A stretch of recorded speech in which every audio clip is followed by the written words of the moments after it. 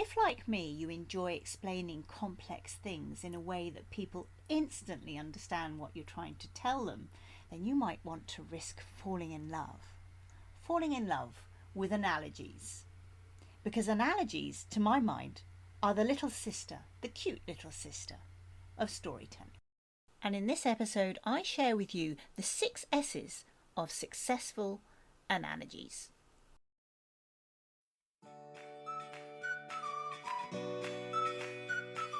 Now, when I recommend to my clients to use more stories in their presentations and speeches, they often start kind of wriggling and feeling uncomfortable. After all, they're not Mary Poppins, right?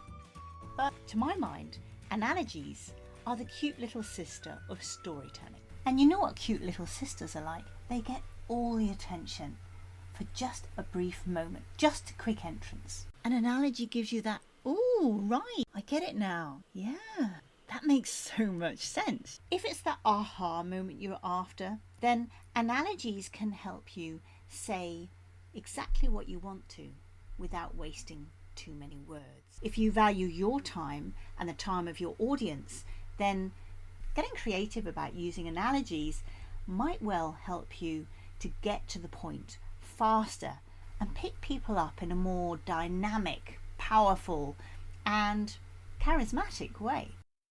And no doubt you're familiar with this one. My mom always said life was like a box of chocolates. You never know what you're going to get. So Forrest Gump is what you would call maybe socially awkward. So despite that, he used an analogy to pull this lady in. And you know, if he hadn't been speaking with his mouth full and if he hadn't been socially awkward in other ways, he might well have had a better chance of chatting her up. Isn't this a great analogy between life and chocolates? Now, the great thing about this is most people like chocolates, and most people have received a box of chocolates at some point in time. So if you want to use less words for more wow and have a bigger impact on people at work with great explanations, use analogies. So if you're thinking, "Oh, Corinne, I'm not that creative," stop. It's a muscle. Use it. Use it or lose it, honey. So Coco's call to action for this episode is to come up with things that you love, things that you're really passionate about. So say, for example, you are the guy that everyone knows just loves their cars, or somebody who really can never resist having a chocolate or a cake, or somebody who goes on amazing holidays. Whatever it is, use that to, be your scaffolding for creating these little analogies. So analogies are basically just a comparison between one thing and another, and typically it's used to explain something or to clarify something. So by using an analogy, a likeness, a resemblance, or a similarity, you can help people to connect the dots. And you can do it in a very charismatic and personal way, a way that makes you, come first to mind when they think about that topic or problem or complication that they want to explain or understand. So analogies work best if you're basing them on something you're really passionate about. So I had a really disastrous launch for a program about 2 years ago, and I was trying to promote what I was calling the daily dose, and it was basically like every day I would give you a little impulse of English, business English of course, to kind of activate your English. And I used a cactus. I don't know what possessed me to use a cactus. I don't even like cactuses. And the idea was, you can't kill a cactus. A language never dies. First of all, cactuses are often dusty, which is just like your language skills maybe. There were a lot of disconnects really with this choice. So don't make my mistake.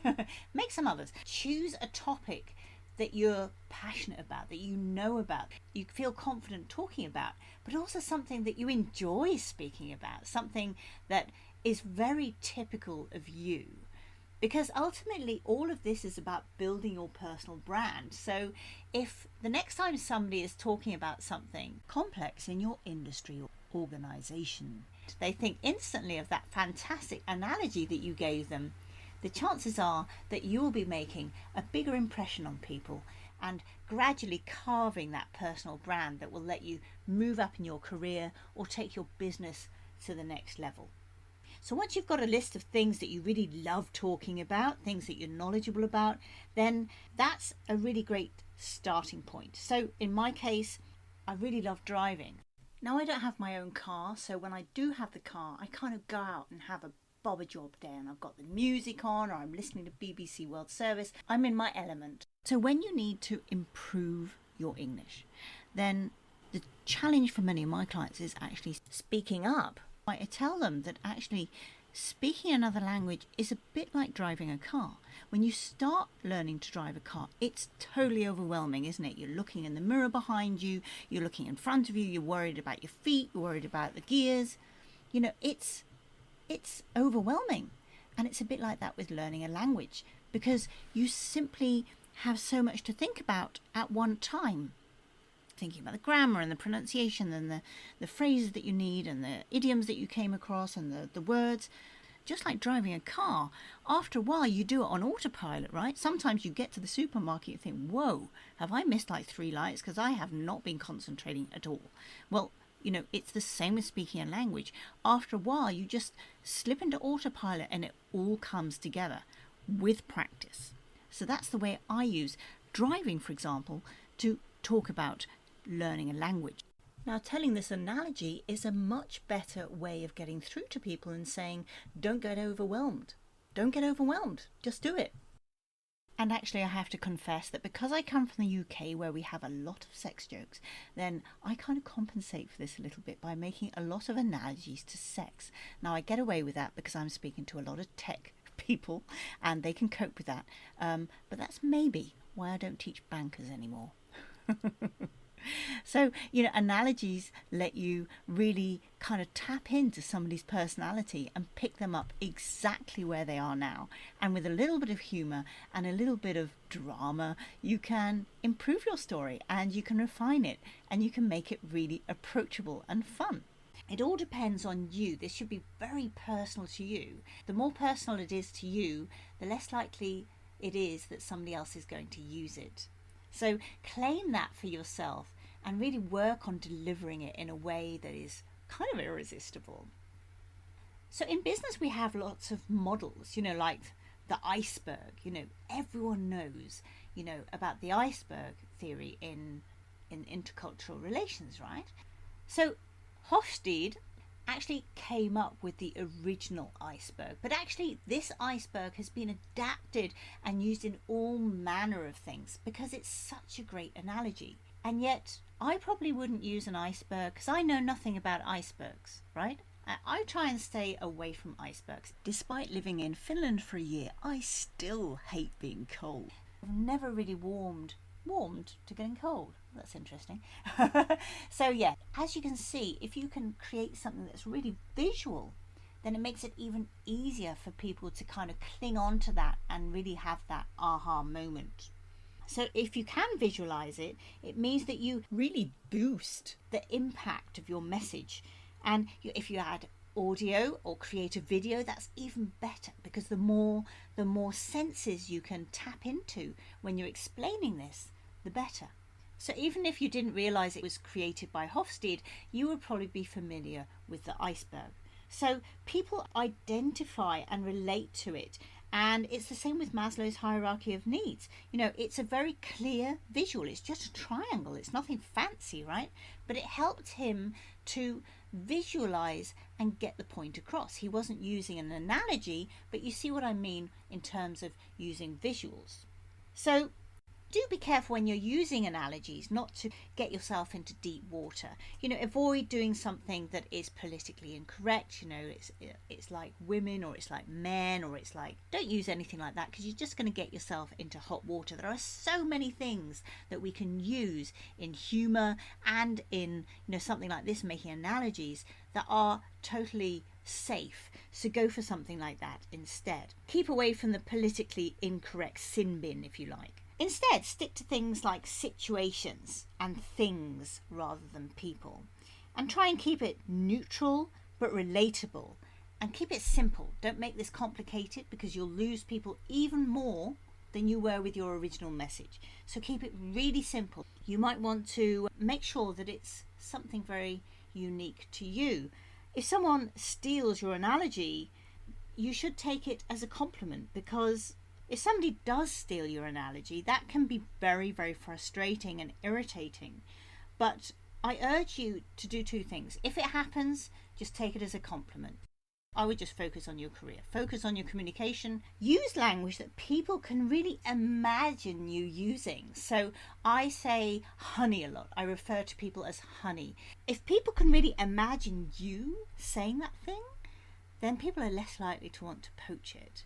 And if they do use it, then it's nice if they can quote you as well. So make sure that you add your name to it so that people can quote you. When you're using this comparison or this simile, make sure that you're packaging it in the right way. If I gave you a notebook, it was just like a bog standard notebook, no pen to go with it, no pretty box or anything, just as it is, just, a notebook, like you would get at a conference, right? Then you think, oh, right, okay, thanks, Corinne. But if I gave you a notebook, I do this with my VIPs actually, I give them a notebook and I package it up really nicely and I put a personal message in there, and sometimes I'll put like something typically British, like shortbread. Then that makes it really special. It's the same with an analogy. If you package it correctly, that means you deliver it correctly, then it will have a lot more impact than if you just say it and then rush into the next sentence. And this actually is something that I see about 99% of my clients doing. They say it and then they rush on as if they're embarrassed. Use an analogy. Use a silence after the analogy. In fact, if you're writing a speech, actually have a gap afterwards or a box or something to make you remember, I need to pause there. I want you to indulge your audience, whether that's 2 people or 1,002 people, with silence. Silence gives your audience the opportunity to think about what is being said, to apply what you've just heard to your own situation. So to let it sink in, and give them a few moments just to process what you just said. Also, when you're using these analogies, think about your facial expressions, your gestures, your hands. What are your hands doing? It should all sync together like one beautiful package of communication. Because ultimately, you're building your personal brand with every expression that you make that is powerful and strong, every comparison that is logical, every suggestion you make that makes total sense, every observation that hits the nail on the head. These are all things that mark you as the expert. Asking for feedback is a critical step towards boosting your performance. If you don't ask for feedback, you can't progress. Before you go and deliver this analogy that you've come up with to make it easier for people to understand your complex world, then I would recommend you to ask somebody who you respect in the audience for some specific feedback on the analogy. Not the whole speech, but specifically on the analogy. Ask them to observe not just you, but also the audience. Because it's the feedback that we need to improve the analogy. Maybe it was too complex. Maybe it took you too long to explain. Maybe you could have done with a visual. Was it easy to understand? Did they have enough time after you'd explained it to think about it? Was it simple enough? Was it something that everybody could relate to, or maybe just a few people in the audience? Did they see people looking confused maybe, or perplexed? Or did they smile? Or did they, Were there those kind of I get it sounds? And it's a good idea to ask them beforehand, say, I'm going to try a slightly different technique to explain something today. I'd really appreciate your feedback on that. And give them an idea of the exact type of thing or what specifically you are interested in. And that will be worth its weight in gold. And just like your instructions last week, in last week's episode of Experts Speak English, I challenged you, didn't I, to look at your last performance in terms of giving somebody instructions. So I'd be really keen to hear what you came up with. My email address is in the show notes. Do let me know. And this week's communication challenge is to come up with an analogy. I want you to use the hashtag Experts Speak English, all one word, and I want you to share a two-liner, one or a two-liner analogy that you have used either at work or in your private life, talking about parenting, technology, change requests, you name it. Whatever you need to talk about at work, and share that with me using the hashtag. And that way I will find it, whether you're on LinkedIn and Instagram like I am, maybe even you might want to put it on Twitter or somewhere else. And even better, if you have a video or a GIF or something to go with it, feel free to share that too. So the 6 S's you need to remember are to choose something safe. Number 1, safe. Number 2, keep it simple. Number 3, remember that silence. Number 4, get someone to give you feedback. Number 5, make sure that your gestures and your hands and motions are in sync with your analogy. And number 6, supercharge your analogy with visuals or video. And the good news is that actually analogies come easier to experts. So next week then, if analogies are the cute little sister of storytelling, then it will come as no surprise that next week I will be talking to you about business storytelling. So I look forward to seeing you next week. Feel free to connect with me on LinkedIn. I'm Corinne Wilhelm, and this is the Experts Speak English podcast.